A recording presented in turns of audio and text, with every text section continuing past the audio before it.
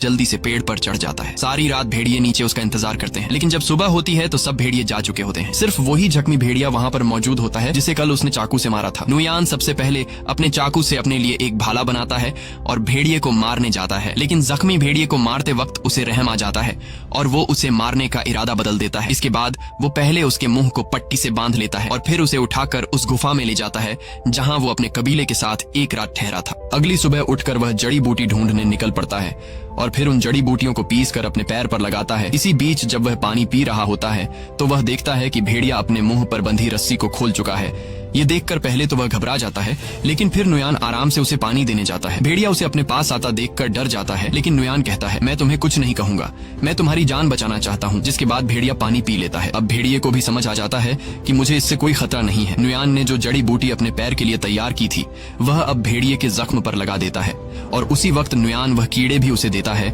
जो वह खुद खाता है। अब आहिस्ता आहिस्ता उन दोनों के बीच एक रिश्ता बनने लगता है। शाम होने से पहले नुयान एक खरगोश का शिकार कर लेता है, क्योंकि उसने कई घंटों से कुछ भी नहीं खाया था। रात को बड़ी मुश्किल से वह आग जलाकर उस खरगोश को पका लेता है और उसमें से कुछ हिस्सा भेड़िए को भी दे देता है।